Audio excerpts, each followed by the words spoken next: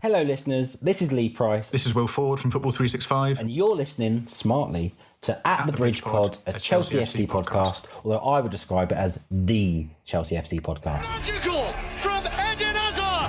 Kai Havertz in the Champions League final. Ivanovic! In the middle, it's just behind him.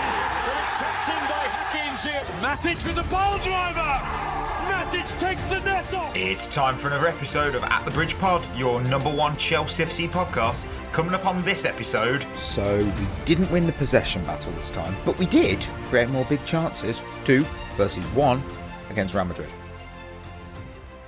Welcome back, everyone, to another episode of At the Bridge Pod. I'm joined in a virtual room filled with lions on this special 420 episode. I've got Berth, I've got Chris.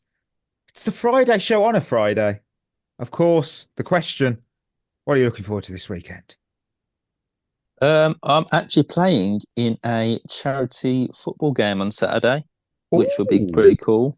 Not got a game Sunday, so yeah, it'll be a good last sort of pre-season game before the season starts. So that'll be a nice little get together and a nice day for a good cause as well. So pretty cool, that. Chris? I actually have my first game of the season Sunday. So pre-season's done. Season starts. Football's back. Yeah, let's see how we get on. You're going to kick ass. Berth's going to kick ass. It's going to be a good one. That's what it is. No, it's only a charity game. I don't need to cause any trouble. Berth comes back on the Monday show. 2-footed. What happened? So I got sent off in a charity game because I broke someone's leg. To be fair, we are just 1 week out now from our 24-25 predictions. I was like, that's come around far. I can't wait for that show. Agreed. That's come around far too quickly for my liking. That's too quick. It's already. I think EFL kicks off tomorrow night. Oh, did I say the Friday show? I just said the Friday show on a Friday, and it's on a Thursday. Someone picked that up. We all let me and Chris. Me and Chris did actually text each other when you said that. Oh, said, wow. We said what an amateur. Yeah, but we didn't want to bring it up on it. But now that you said it, quickly moving on. I'm looking forward to the closing ceremony of the Paris 24 games because something else I can't believe is already over. What the time sucks. That's what it does. It sucks. Is it just on the Olympics? Whilst right, here's a question for you that someone said to me the other day. Mm-hmm. What would be your Olympic sport? Like if you were still like being the Olympics, what sport would you reckon you'd be really good at? Flag football. Flag football. It's basically the NFL, but it's with I didn't even realise that was in. Yeah, I heard rumours that it was actually going to be a thing soon. Like next at the LA games. I might be wrong, but I'm pretty sure it was agreed. I'm going to look that up. What about you, Chris? Olympic sport, what are you going to be good at?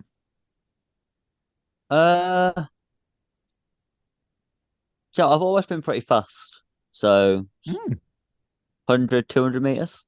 Wow.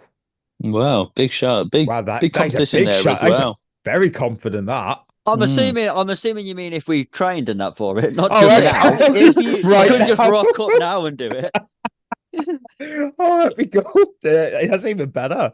Trampolining for me. Can't wait. I'll hurt myself. That's a fact. For the record, yes, the LA 28 games will have flag football. So, got that one. Okay. You're in. What's your sport? You know what? I've done this once, and I was actually very good at it, considering it was my first time, and that was shooting.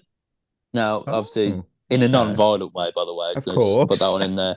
I was. I think I was very good at it, and even the teachers that you have, they said, "Oh, you're really good for a first timer." So I think if I was to work at it, I reckon I'd be very good in like 4 or 5 years' time. Oh, fair play. So I'll go for that. Yeah.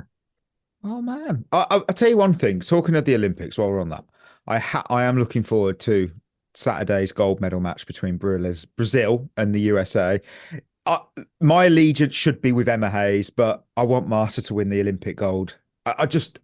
She deserves that. So her career is just so good and stellar. She's always had silver, and I just think you can win again in 4 years' time, Emma.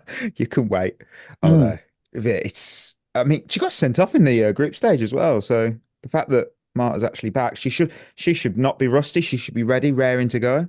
So I still just find it so weird that like England haven't got a football team. We did it once for Great Britain when it was the London 2012 Olympics, but then I've never done it. There is depth there's a to reason that. why. Yeah, there's there depth is a to reason it why, because isn't of there? there's stuff with the FAs and other stuff from what I've read. Yeah. On that note, listeners, we won't go into that detail, but we will go into other news that we've got.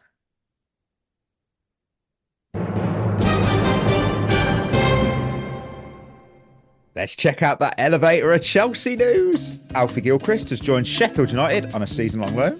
The priority for Chelsea is a permanent transfer away from the club for Broja and David Fofana. Could be a loan with an obligation to buy. Trevor Chalobah is of interest to Crystal Palace. The expectation is that Trevor Chalobah will continue to train away from Enzo Maresca's first-team squad with the club's youngsters. Conor Gallagher is a here we go still. It looks like it's still going to go ahead, despite some rumours that Atletico are trying to get out of that deal.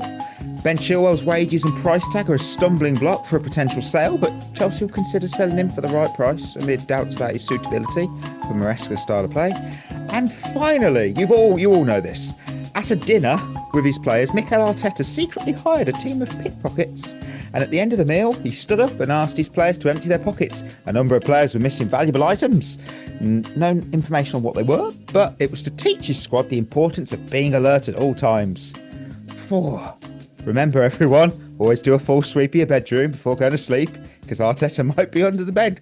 You know what I've got to say about that? Because I saw it earlier and I literally couldn't believe what I was seeing. Grow up. Not actually grow up. It's like Brendan Rodgers and the envelope. That's what literally I went to. I was like, oh no. It's literally like football was, yes, it is very tactical. It's not that deep. It's not that deep. If I was getting mugged on the street, I wouldn't be like drinking from side to side going, oh, you know what? I reckon I'll make a really good winger here. It's not that deep at all. What's he doing? What's he doing? And it'd have pissed the players off because if I found out that my wallet had been stolen without me knowing, all for a joke, or to make me a better football player, I'll be annoyed. Do it even better.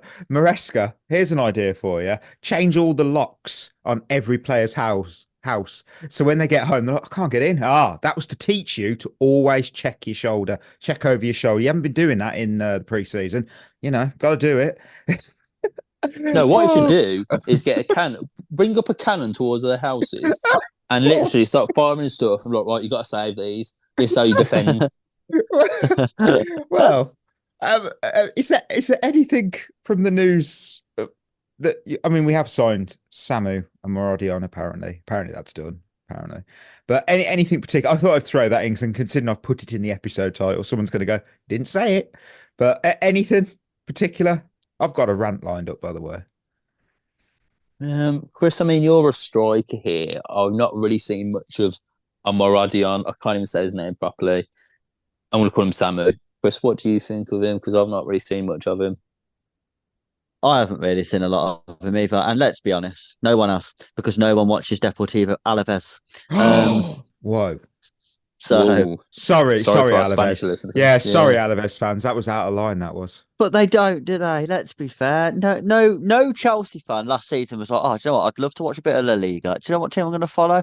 Deportivo Alaves. It's not going to happen.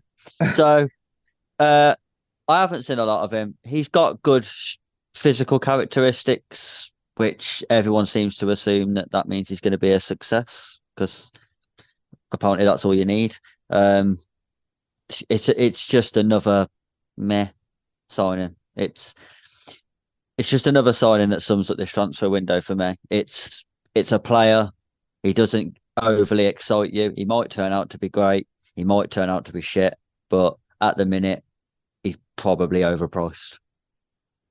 You know what? We did actually do a vote on our Spotify to see what people thought of obviously the transfer window from Monday, and it was, has your love and excitement for the transfer window gone under the new ownership? And 75% of listeners said yes. I understand, because every transfer is just okay.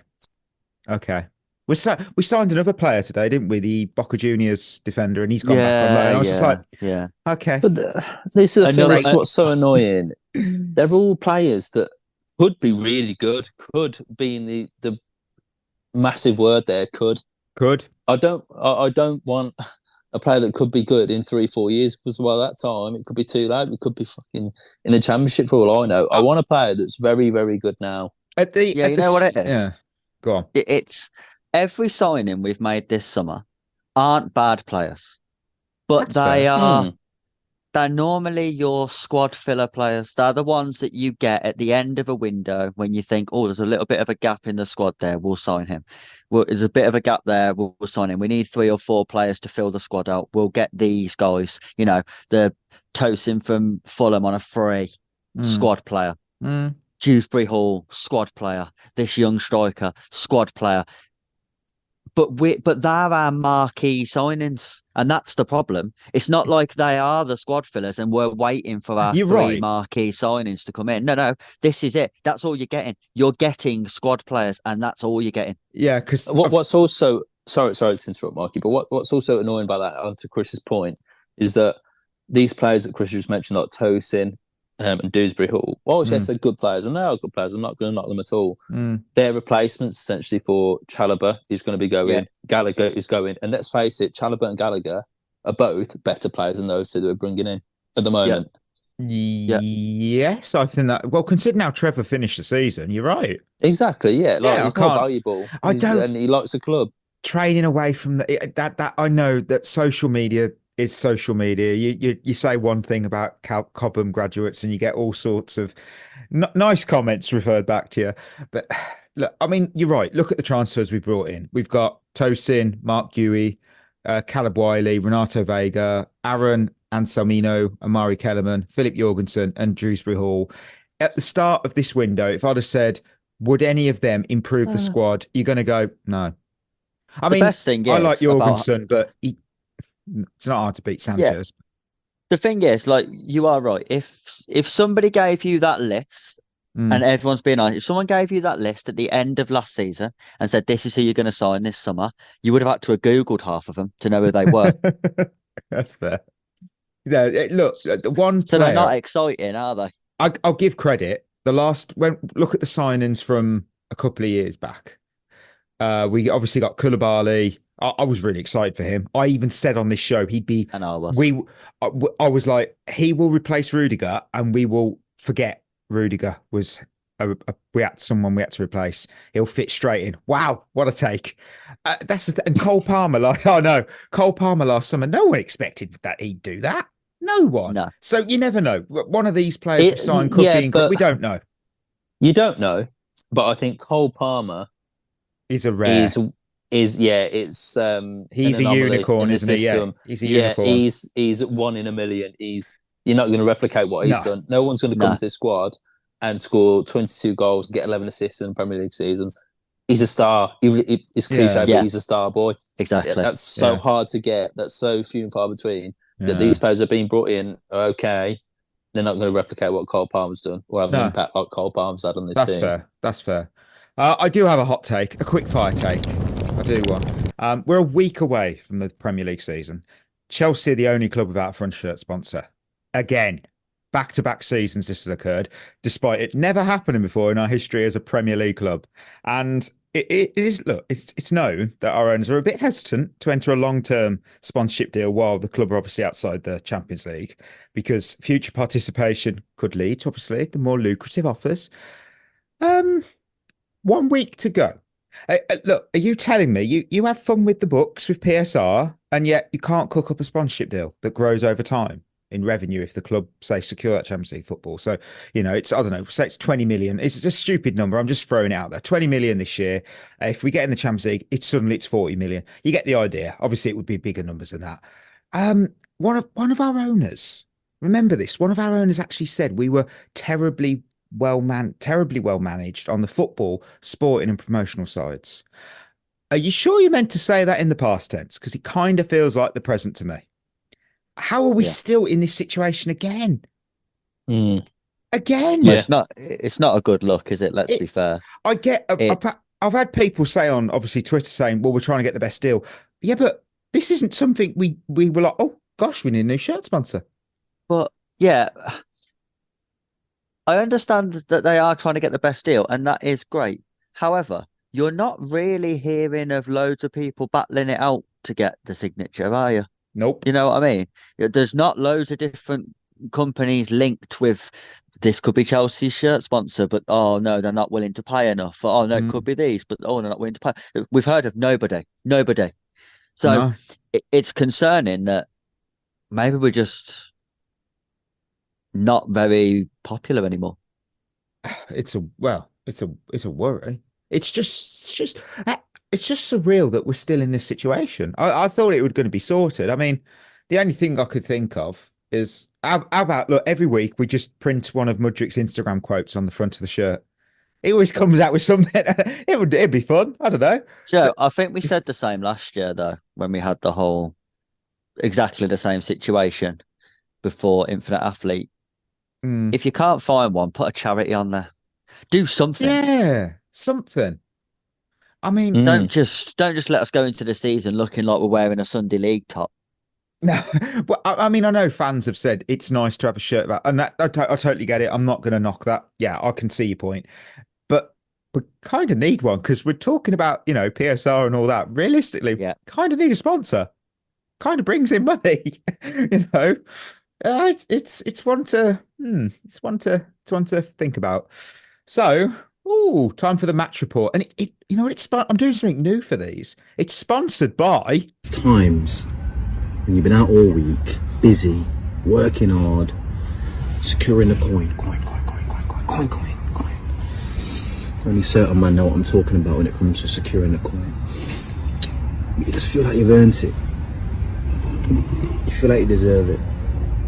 It's just worth it. I thought it was just worth it. Real Madrid 2, Chelsea 1. Did you guys have seen that, haven't you, from Genus? No, I haven't actually. Have you not? I'll be honest. I wondered what was going on. Yeah. So glad it wasn't just me. He posted that story of him. I'm hoping he's taking the mick. I don't know because it's like, what are you doing? I thought it was like a scene from like Top Boy or something like that. Yeah. Did it? So did I. I didn't think it was Jermaine Genus. Yeah, it's Jermaine Genus. And the World Cup draw, Jermaine Genus. Remember that? Wow. Yeah. Wow. He's a character. We do love him. Right, winners and losers. He played for Spurs, so I guess. Right, winners and losers. We kick off with the winners as always. Who have you got? How many have you got? I've got a couple. I'll go for 2 winners. I have 2. Got a bit of a controversial one to begin with. I've got 2 as well. Wow, you know what? I think that's fair. I think we're all the winner for actually finding 2. So you know what? That's our 3rd winner. You know what? Mine's a very bloody quick one. So it's no preseason tour injuries. A whole pre-season tour where we came home with every single player healthy. I didn't see a medical boot in sight, not even a bandage. That's a win. And I'm taking that. Chris? Yeah, I like that. I like that one. Chris, I'm hoping you've got better one than that. Madueke. Yeah, he scored. It was one of mine. Scored. Yep, there you go. He scored. It's true. We are saying we can't take pre-season seriously. So, but Berth, why was he a winner for you other than he scored? I think you've said it numerous times. He's one of the very few people in that team that tries constantly to make something happen. He's always direct. This game was no different. He's been getting on the score sheet a lot more recently. One of the very few, again, that's had a very good pre-season. I think he's actually one of the few that can hold his head up high. And against a good Real Madrid team as well. It wasn't a bad team they put out. So, yeah, I think he's going to take a lot of positives going into the start of the season. Definitely. I mean, you gotta say, I mean, in 4, obviously, 5 pre-season games, it removed Celtic and Wrexham, but the last 3 games, Real Madrid, City, and Club America, he scored a goal in each one, and he also got an assist in the City game. That's not bad. I mean, you can't take too much from it, but that's what I said when we had that question on Monday. I'm like, no, he's starting.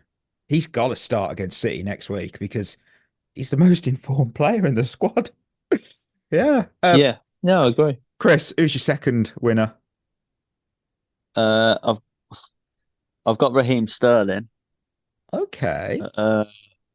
You don't sound confident there. No, because he wasn't great. But I mean, this is the level we're at now. I thought he he did lose the ball a lot, but that's because the system is asking him to go 1v1 a lot. So I think the more you ask your wingers to go 1v1, the more likely they are to lose the ball. Unless having a really good game where they against a bad fullback. But if you're playing someone half decent and you're asking them to go 1v1 a lot, you're expecting a few turnovers of possession. But I thought he looked lively again, and you actually noticed he was playing, which was an improvement on when Mudryk starts there. So Yeah.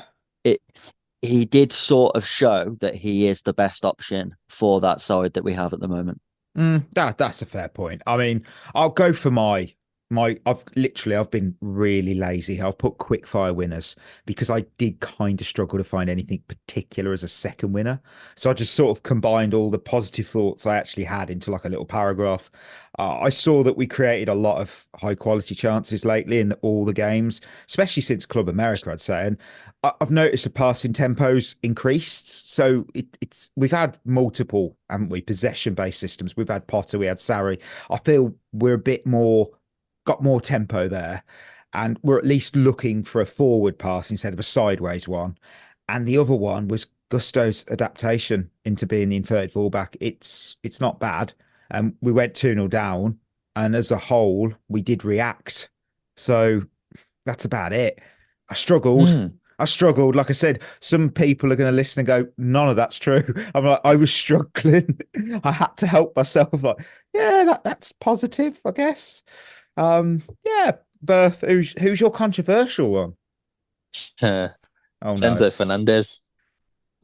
Okay. Got an assist. Hear him out, ball. Listeners. It's a very good ball for Madueke's goal. I should catch it, but okay. He should, yeah, no, he should, but he's got the assist at the end of the day. So, yeah, that was weird, wasn't it? It was weird. I noticed that. Even the commentators picked up that. Courtois didn't come for the ball. I'm like, mate, no, you could tell straight away. Courtois was fuming when it went in. Yeah, he thought, I have fucked up here. Yeah, I'm like, mate, you're like 8 foot. Your height is one of your best assets, and you just, I'm going to hold this. Wait, I'm like, okay, whatever. Right, but yeah. I mean, I actually thought it is the most comfortable he's looked out of the preseason games he's played. That's fair, though. That's fair. I didn't think he played badly. I think he was one of the better players on the pitch. I'm not saying he played great by any means, because I don't think anyone really did. But I think for the assist, and because he looked better than he has in the past couple of games, I think I've got to give him as one of my winners. No, that's totally fair, because obviously, look, we're not stupid. We see certain comments made about our thoughts on Enzo and everything. Like I said, we want everyone at Chelsea to succeed. That's kind of, we support the club. We want the club to do well, and the players are part of the success. Of course they are. So, we can only criticise what we see. If we think it's only an opinion, doesn't mean we're right. It's just our opinion on it. If you've got a different one, that's awesome. We're all allowed one. That's what causes creates a healthy debate and discussion.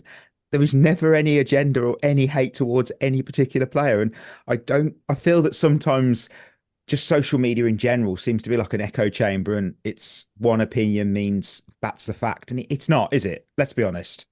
No, so 100%, yeah. It's also, you have to choose. That's what annoys me on social media more than anything. You can't like 2 players. You have to pick one. Yeah, that's very true. I've noticed that myself. You say one, just look at the comments on any article about any player, and you'll see it's like, wow, okay.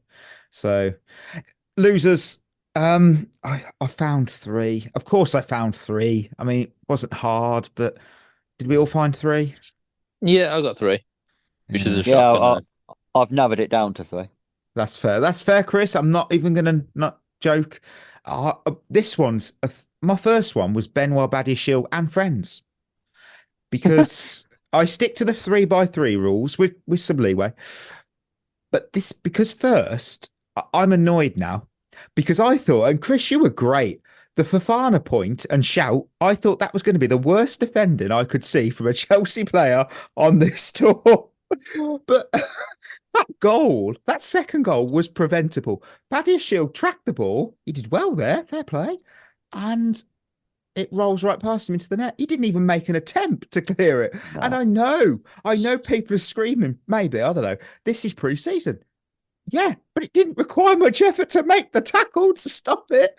And then, if it couldn't have got worse, he turned around and complained. And I'm like, but it was your fault. It was your fault. And Do you know who clears that off the line? Thiago Silva. Yes. And he's 41. Yeah. It was just so annoying because I thought, okay, you could say, yeah, but it's pre-season, it doesn't matter. I know, but it wasn't like he had to burst a lung to get there. He was already there. And oh my word. And his friends on that back line. None of them. Chris, none of them did a shoulder check.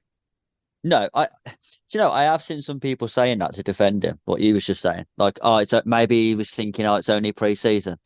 That's the exact equivalent of a striker going through 1v1 and just rolling it wide and going, it's only pre-season, lads. No point scoring that. It's a fair point. That's his job. Yeah. Your job is to prevent goals, mate. Yeah. Look, what and also, let's be honest, you're auditioning yourself for a first team spot here.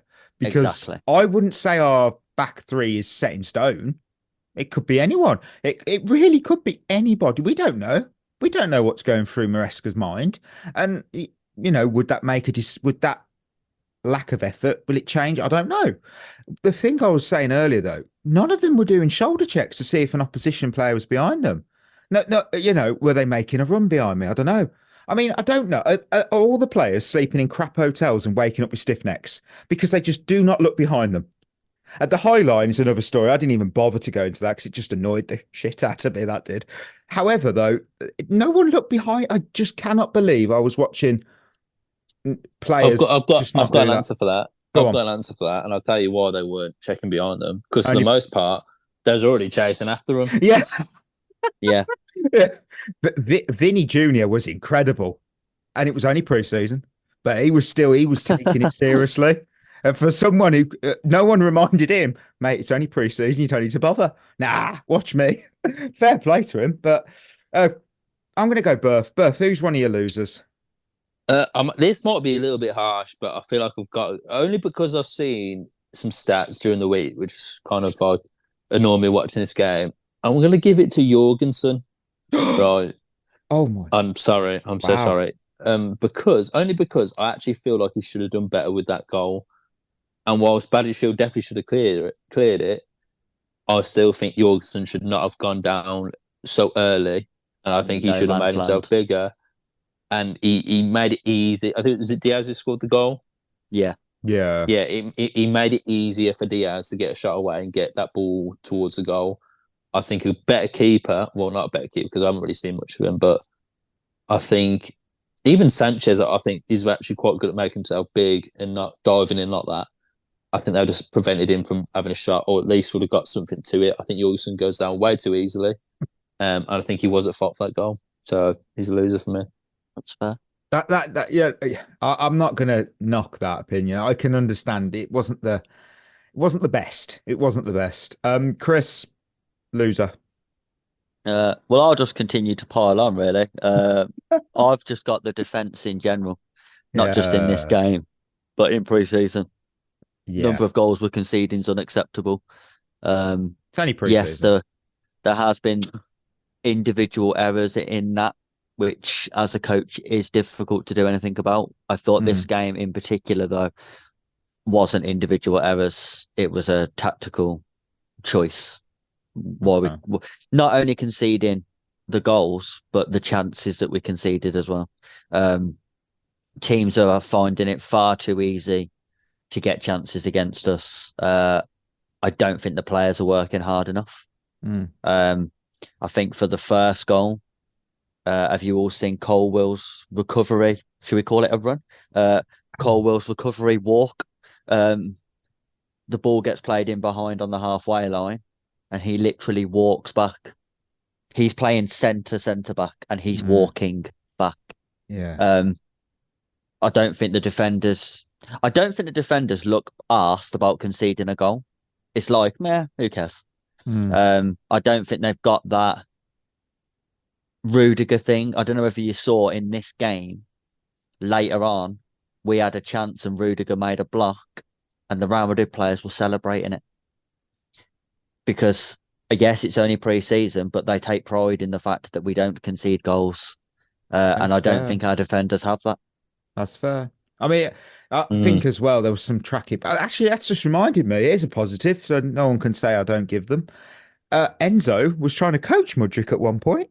I noticed that. The way that Mudryk wasn't tracking back and stuff, and obviously when the ball was on Real Madrid and they were attacking, and Enzo looked pretty annoyed.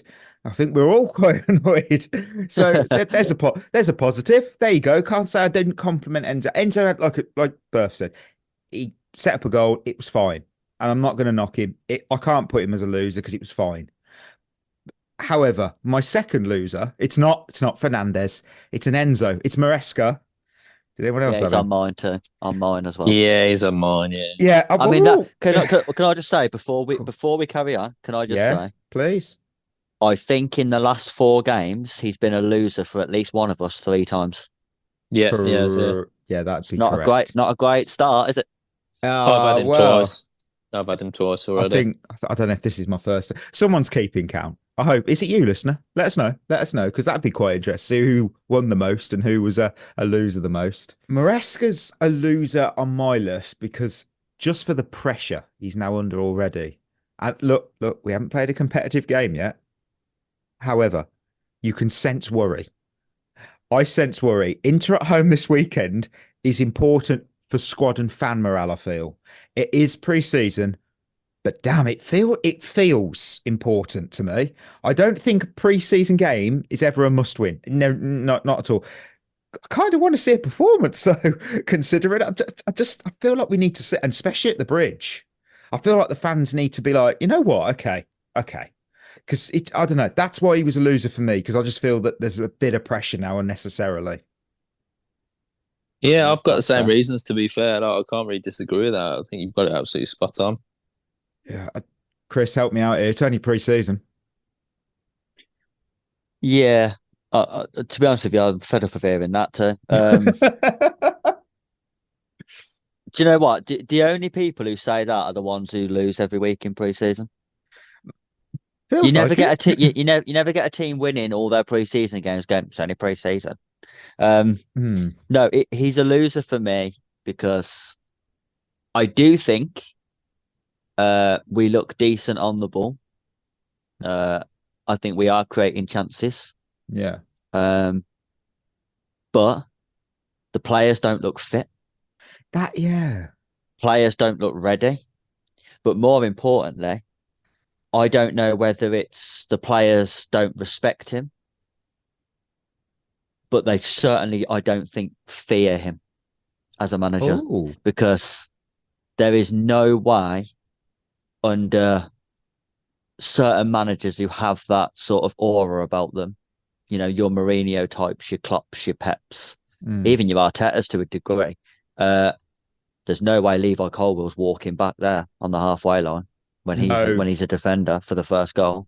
And it's not the first time we have seen people just plodding about, not really interested. I'm not going to close him down there. I'm not going to do this. I'm not going to do that.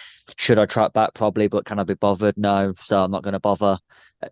They don't look like they're working under a manager who they want to impress. It looks like they're working under someone who's just there. We look a lot like Man United under Ole Gunnar Solskjaer. Oh dear. To be fair, though, I think I did go through earlier, and this is off memory, so this isn't going to be the greatest. The only other team in the Premier League that's had a crappier pre-season than us, it feels like it, is City, because they lost 3. They lost to Celtic, Milan and Barca on penalties, but then beat us. But then I've got to say, City, I don't think Man City have put out their actual team at any point. It's basically been their youth team with Haaland. Yes, that's fair, actually. That's very fair. I mean, they've got a lot of good talent there, but still, you got a point. Any other takes on Maresca? Why he's a loser, or is it pretty much we move on to the third one? He's not helped his case. He's just that first game now is it's massive. It really is massive. Honestly, if he loses that, people are already going to start be asking questions. Yeah, that's a fair point. Yeah, Chris, who's your final loser? I've got projects Oh, I like that.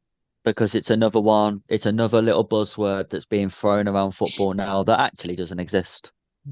I will go out on a limb here and I will tell you projects in football at the top level don't exist. You know who's got a project?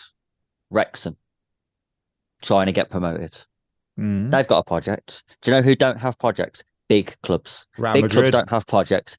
Big clubs have results. And I know people are like, oh wow, look at Man City. They've had Pep now for 9 years. Yeah, because he wins everything. If he was finishing sixth every year, he wouldn't be there. No.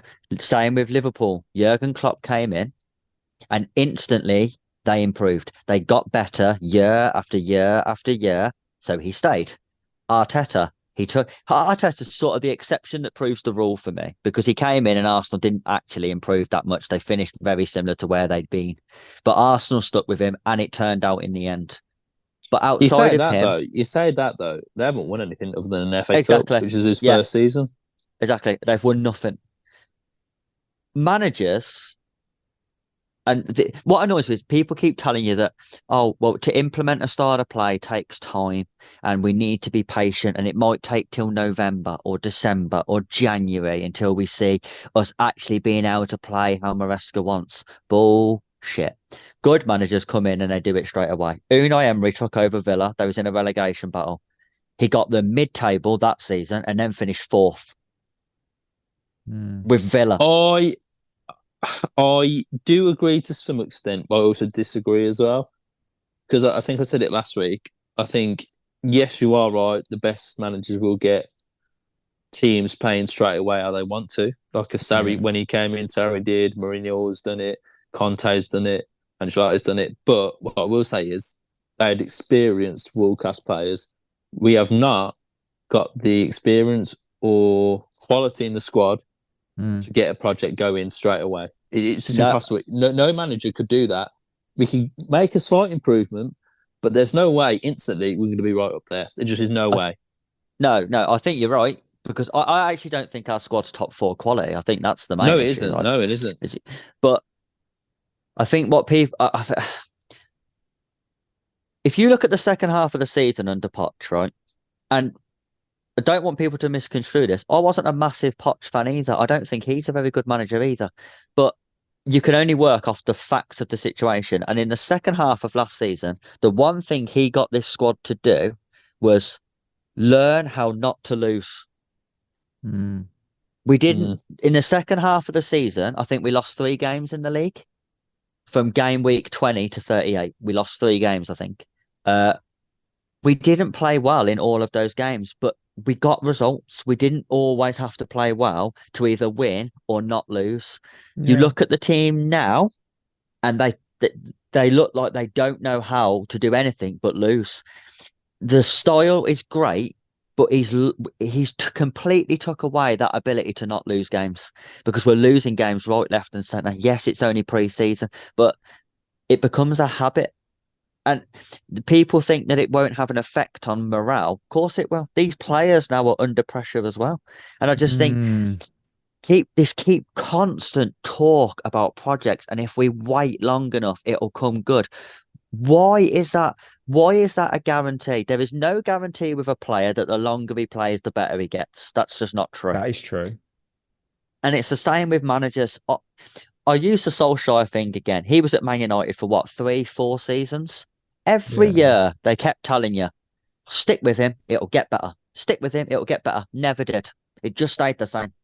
They never got any better. They never got any worse. They just hit a ceiling and then that was it. And he took them as far as they could. It's the same that Man United are doing now with Ten Hag. This will be his last season there. If they don't finish in the top 4 this season, he'll be sacked because projects don't exist unless you get results. And I don't know whether our project is going to get results. That's the thing. And it's not, we don't know. And it's not just down to Maresca. I think the issue is that from the very top of the club at the moment to the unknown, unproven championship to mid-table level Premier League quality manager that we've got, there's no winners. No one who knows how to win. They're signing players who don't know how to win because they've never done it. Because Enzo won a World Cup. They've barely played any football. Yeah. Yeah. But this is what people, I think the frustration, I know for me and for some other fans that I've seen online, the frustration comes from the fact that, yes, they're trying to go in a different direction. And yes, it may benefit results 5-10 years in the future. But this isn't Chelsea. From the top to the bottom, it isn't Chelsea anymore. We used to sign the best players for here and now. Did they always work out? No, we signed some absolute shockers. We've had flop after flop after flop. But I tell you what, when they did work out, we had Drogba, Petr Cech, Ashley Cole, Essien, Ballack, Hazard, Fabregas, Costa. We don't sign those players anymore. We don't sign top-class players anymore. But to be fair though, we haven't had a really good transfer window in God knows how long, realistically. Yeah, because I know when Berth and I did an episode on, gosh, it was years. Obviously, technically, it was years ago. I remember how we felt when we had that 2021 season, and it was Havertz, Werner, Chilwell, Ziyech. I mean, that alone, we were like, oh, none of them you would say have been successful. That's what I mean. It was Mendy and Thiago Silva, and realistically, we were like, Silva will be okay, and Mendy, well, he's competition. Yeah, we started, no doubt, no doubt in the last few years of Abramovich, we had more misses than hits. Definitely. There's no question about it. You look at our transfer windows and you think, Jesus Christ, he was shit. But they weren't shit at the time. So the idea was still right. They were still going for the best players. They just didn't work out. You know what I mean? The difference is that they were still trying to get the best players to make us successful. Now it seems like we're going for players who might be good.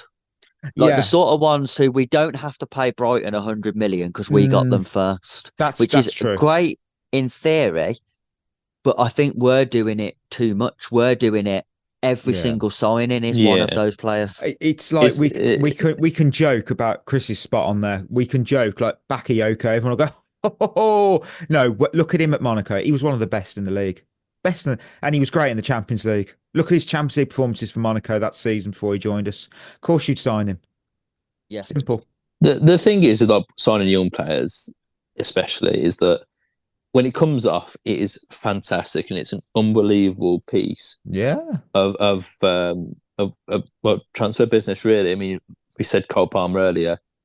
No one thought Cole Palmer would be like he is. Buying Cole Palmer for 40 million, people have gone, oh my God, why are they signing that in for that much money? And then now it's a bargain for 40 million. On the other hand, you'll sign someone for that much and it'll be awful. Like you sign Mudryk, for instance. No offense to Mudryk, but no, I know what you mean. 88 million, young lad. I think, wow, he's unbelievable. Sign him, flap, and it looks awful. It's one of them. Could go either way. Yeah. You know what? Before I go to births, everyone's they're not waiting for it. But if you were, for the final time of our pre-season tour, $4.99's a loser. So what have I found for $4.99 or less that are better value than a pre-season game? Because I don't know if Inter's is going to be £5. I don't know. No idea. But first, for just £2, you can get the first 6 seasons of the TV show 24 on DVD.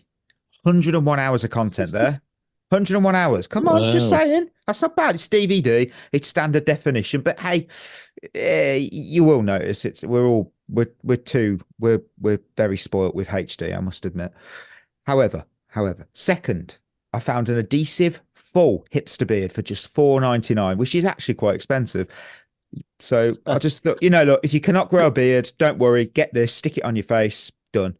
And finally, for £3.50, a tin of the world's silliest jokes.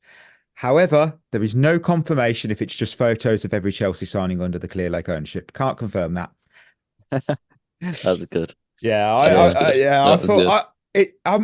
sad that it's over because I don't know what's happening with Inter Milan, and I don't know. It's a sellout from what I've heard, which is good. That's always good, So some fans it's expensive sellout, but Birth, final loser.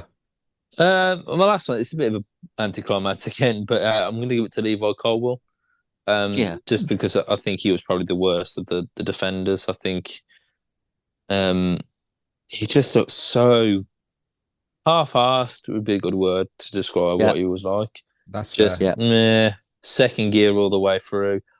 The problem with Colwell, I think there is a really, really good defender in there, and I think he is fantastic. And there is an element of Thiago Silva in him and Van Dijk in him.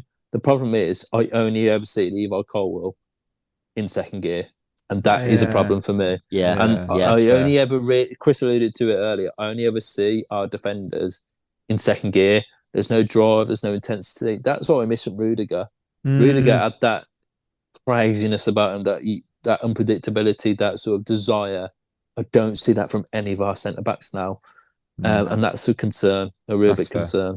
I think with I think Reece James has escaped as well here today. By the way, because I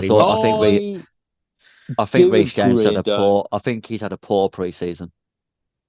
Yeah, well, he won't be starting. He's got 3 games to sort. And out, hasn't he? Yeah, but you know what you were just saying, Berth, about the intensity and you're absolutely right in the defenders. He is captain and playing in that back three. It should come from him, and it just doesn't. Maybe he's worried about injury. He still doesn't look like a leader to me, Reece James. Okay. Right. Who is in that team now? That's a problem. Well, no one. No one. That is true. We'll see. We'll see how it plays. You never know. Christmas questions. We've got a lot this week. So this is the first question. It's Ellis who's asked, one Enzo has got to go. Maresca or Fernandez? We know who this question is for. So Chris, I don't think it's going to be obvious. If I had to get rid of one, Maresca. I thought that was going to be what you said. Yeah. Well, there you go, listeners. Surprise. Vic Ferreira asks, if you could sign any current Portuguese player for our squad, who would it be? I would sign. I thought about this earlier, and I went through all the Portuguese team. I'm going for Ruben Diaz because everything I've just mentioned about our defence, he'd be perfect. Wow. Same. I like the same. Wow. So, João Felix, it's not going to be him. It's not going to be him. I had ya. If we hadn't assigned Jorgensen, I'd have chose Diego Costa. That was my second choice. Yeah, he would have been my second choice. Honestly, right now, I will say what I said. We're all in agreement. I'd say Ruben Diaz, leader, quality, top class, one of the best in the division. Done. Yep. Cold Palmer asks, what are your favourite newly released kits this season? Not ours, I'll tell you that. Not ours. You're not going to buy it? Funny enough, no. Oh, okay. I haven't actually done my research on this. I'll have a quick look. There's a lot of good kits this year. One's not ours. Crystal Palace's home kit. That was on my list. I've got Crystal Palace's home kit, Wolves away kit. Oh my word, yes, same, because of that wolf motif. Yeah. Nice. And Plymouth's home shirt. Oh, okay. Oh, didn't see that one. By the way, Crystal Palace's shirt, I think that is a beauty. That is an absolute beauty. But I'll try and go for something different here. Let's have a look. Let's have a look. Okay, Chris, I can see where you've gone with the Plymouth one. That's greens. It's nice. Yeah, it's decent. That's decent. I've got one, and one of my closest mates is this. He supports this team. I'm going to go for Notts Forest away kit. Oh, okay. I don't know if I've seen it. No, it's nice. It's very nice. Very, very nice. Let's have a look. Oh, is that last season's or this season's? Would help. Let's have a look. Is that this season? Come on, Google. It's like black, pinky. Okay. It's okay. But you know what? Taste. Fair play. I'm not going to knock it. Fair play. Well, it seems like you are. I feel like you're not really into it right now. Chris has already said 2 of mine. I've got the AS Roma home kit because that's beautiful, man. I might purchase that one. I'm tempted. The only thing that puts me off the Roma one is I'm not sure how I feel about the pinstripes. Yeah, I don't like that. That is the one thing I wish they had. I would have got rid of them, and I think it would have been perfect. I fully agree. Leon, home and away, great pair. I like that. And finally, he's not here today, But if I wasn't a Sounders fan, I'd be buying this one instantly, and it's the 2024 MLS home shirt for Minnesota United because it's gorgeous. It's a black shirt with the blue space graphics all over it of galaxies. Yeah, it's nice. Oh, it's so good, but I can't do it. It's just it's like one of my favorite kits. I've said it before, the Arsenal Highbury anniversary Yeah, kit. the maroon I one. love it Yeah. so much, and I loved Robert Pires growing up, but I can't buy an Arsenal shirt. I Yeah. can't do it. It's just no. So there you go. John Gall has asked, with Reece James out for the first 3 games, will our back 3 or 4 fold like a hotel omelette? I think they'll do that with or without Reece James, to be Yeah, I honest was with going you. to say. That's It makes fair. no difference. I did think that. And finally, CFC Kosk has said, realistically, with a few early defeats, the crowd at Stamford Bridge will turn. Do you think the owners will care about an upset Stamford Bridge? No. I do think there is an element there where they will care. You won't see it, but deep down they'll be thinking, "What are we doing here?" I do think that. I don't know. Because we keep hearing that they're fully back the directors. That's all I keep hearing from other like podcasts and media. And I'm like, okay, then so I think that the main worry I have is I think they are going to stick with Maresca for 2-3 years, no matter what. No matter results, no matter where we finish, they are going to dig their heels in and stick with it to try and prove that they are right. I don't think they're going to care what the fans want. I just don't think they're going to give a shit. I think they're going to try and back this project regardless of what happens on the pitch. Yeah, I think you're right. Right. Well, that was a good question. That was really phenomenal questions. Never had that many before, so that's awesome. And of course, Berth is here. Oh yeah, Berth's back. And I'll tell you what, in the iconic words of Shannon Tatum, woo, I'm about to make a name for myself. I'm about to make a name for myself here. I love that. Right. The category this week is Atletico Madrid. And I honestly believe this might be one of the most challenging Lone Army carousels of all time here. Because I need you to name every player that Atletico Madrid have signed from the English top flight since 92. So the Premier League.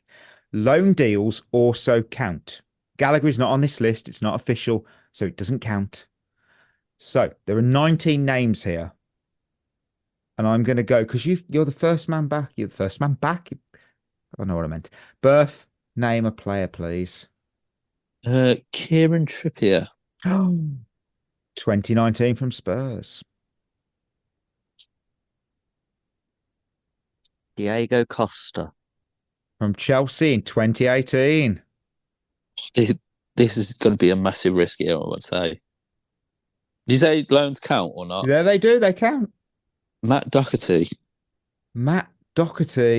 Spurs 23. And that was actually a permanent. That weren't a loan. Come on. Wow. Yeah. Did they sign? No, did we sign him from them? Did they have him back? He's the only name I've got. So, Felipe Luis. Yes, he did indeed. 2015 from Chelsea. This one, I can't remember if he went straight back to them or not, but I'm going to go Alvaro Morata. From Chelsea on loan in 2019 and then permanently in 2020. Who else have Atletico signed from England? There's some obscure, but there's a lot of obvious ones. It's normally Premier League. Yeah. Nicking their players, isn't it? There's a lot of big names on here. It's not like, yeah. Really? Yeah, there's some, you'll know all these players bar one, I think. Okay. 2 remember Atletico. him from Hollywood, so there's definitely 2. No, I don't know. I'm out. Is it time? Has anyone seen Spurs? Chris, name a player quick. No, I can't. I ain't got one.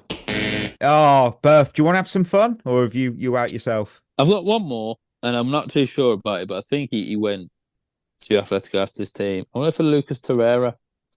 Oh, yes. 2020 from Arsenal on loan. That is it. And Berth, Berth, you're back on 7. You're tied with Ollie. I am back at the head of the table. So you back. had Kaglar Soyuncu from Leicester, 23. Do you remember our old captain? I was going to say that's Roberto, 2023. Danny Pacheco from Liverpool on loan in 2011. Fran Merida from Arsenal in 2010. Another former Blue in Jesper Gronkia from Birmingham City in 05. Another former Blue, Jimmy Floyd Hasselbank from Leeds in 1999. Of course. Jose Antonio Reyes from Arsenal in 2007.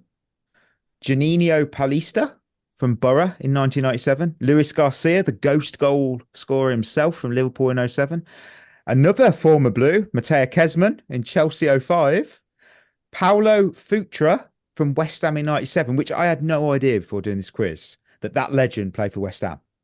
Have you never heard the story that Harry Redknapp said about him? No, he was a Ballon d'Or winner. He was a Champions League winner. Have a listen to Harry Redknapp's story about Paulo Futre. I did a little quick comment on this, and I put, to me, that's like the modern day equivalent of Sadio Mane playing for Wolves, because obviously West Ham finished 14th that year. Wolves did last year, but wow. Anyway, Sergio Reguilon from Spurs in 2022, and another former Blue, Thibaut Courtois from Chelsea in 2011 on loan. Wow. Do you know what? I actually thought of Courtois as well, but I completely dismissed the loan. You didn't say it, Chris, did you? You didn't say it. So, and you know what? We always have a double quiz. Hazard's headliners. Who is the person in the news? This is a bit easy, I feel. So, first clue. Some of his individual honours include top assist provider in the 09-10 Europa League, the 2019-20 Champions League and La Liga 2013-14. So he was the highest assist provider in all 3 of them competitions in them years. He has played in Argentina, Portugal, Spain, England, France and Italy. At club level, he has played with Ruben Amorim, yes, Emmanuel Adebayor, Radamel Falcao, Neymar and Freddie Adu. On the international stage, he has won the World Cup and 2 Copa Americas. That'll be Argentinian then, surely. I will list it's got to be an Argentinian. I will list the clubs he was teammates with. He was Ruben Amorim's teammate at Benfica and Freddie Adu's at that club. Emmanuel Adebayor was at Real Madrid. Falcao was at Man United. And Neymar was at PSG. Got it. Maybe I've got it. I think I've got it. Maybe. I feel you've got this now. It's got to be Angel Di Maria. It is indeed, who this week renewed his contract at Benfica for another season. And from what I saw on social media, Benfica fans are not happy. I was quite shocked by that. I thought, they were apparently he'll play every game yet again. I was reading. I was like, okay. I still think he's very good, but I'm guessing I don't watch enough of the Portuguese league. So yeah. Getting on a bit now, though, isn't he? I don't know. I mean, Thiago Silva's about 62, young, so Angel Di Maria, how old is he? He's 37, maybe, I'm guessing. I don't know. He is 36. Oh, okay. So he's not that old. Right. It's quite old for a centre midfielder. That's fair, especially like a player that's on the wing. So yeah. Well, we're at the end of another episode. Thank you as always. Treat yourself well, of course. We'll be back on Monday. Till next time, of course. That is going to be us. Signing off. You've been listening to At The Bridge Pod, a Chelsea FC podcast. Follow us on Twitter and Instagram by searching for At The Bridge Pod. And if you're listening on Apple or Spotify, leaving us a review is always appreciated.